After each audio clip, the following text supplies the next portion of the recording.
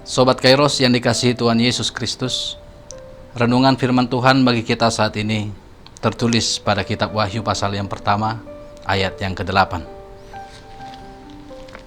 Demikian bunyinya. Aku adalah Alfa dan Omega, firman Tuhan Allah, yang ada dan yang sudah ada, dan yang akan datang, yang maha kuasa. Demikian firman-Nya. Sobat Kairos dimanapun kita berada, bayangkan Anda sedang menonton film epik. Adegan pembuka yang memperkenalkan sang pahlawan, dan adegan penutup yang menegaskan kemenangan. Tanpa kedua adegan itu, cerita terasa hampa. Begitu pula hidup kita, yang tanpa memahami Yesus sebagai Alfa dan Omega, kita kehilangan konteks keberadaan kita. Dari mana kita datang, untuk apa kita hidup, dan kemana kita menuju. Seperti sebuah lingkaran yang sempurna, Alfa dan Omega adalah huruf pertama dan huruf terakhir dalam alfabet Yunani. Dalam abjad Indonesia, huruf A dan huruf Z.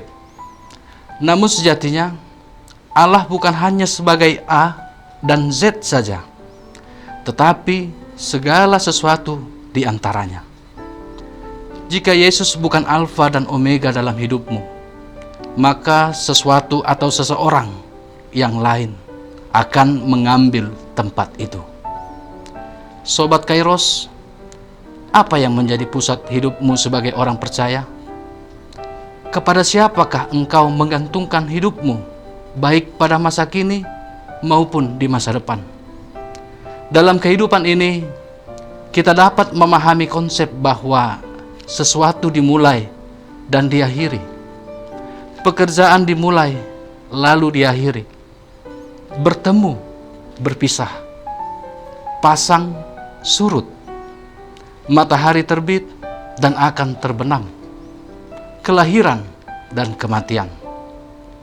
Firman Tuhan hari ini mengingatkan bahwa Yesus Kristus adalah Alfa dan Omega, yang ada dan yang sudah ada dan yang akan datang. Dia juga maha kuasa. Bukankah keberadaan Yesus seperti itu menunjukkan kealahannya? Sebagai yang awal dan yang akhir, dalam bagian ini ada kaitannya dengan waktu. Manusia hidup dikuasai oleh waktu, dan hidup di dalam waktu tidak dapat melarikan diri dari waktu. Namun tidak demikian dengan Tuhan Yesus Kristus. Dia tidak dikuasai oleh waktu.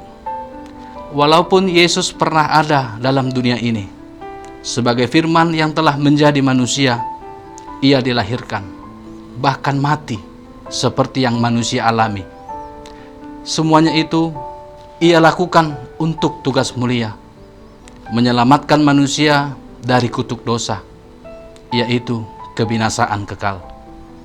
Namun ia bangkit dari antara orang mati, dan setelah itu ia naik kembali ke tahta kemuliaannya. Sobat Kairos, keberadaan Yesus Alfa dan Omega yang disingkapkan kepada Yohanes di Pulau Patmos sangat penting untuk menguatkan orang percaya. Oleh karena itu, Sobat Kairos, mari kita jadikan Yesus Kristus sebagai pusat hidup kita. Sebab hanya di dalam Dialah hidup kita berada, baik sekarang ini maupun pada masa yang akan datang. Amin. Selamat beraktivitas Sobat Kairos. Tuhan memberkati. Salam.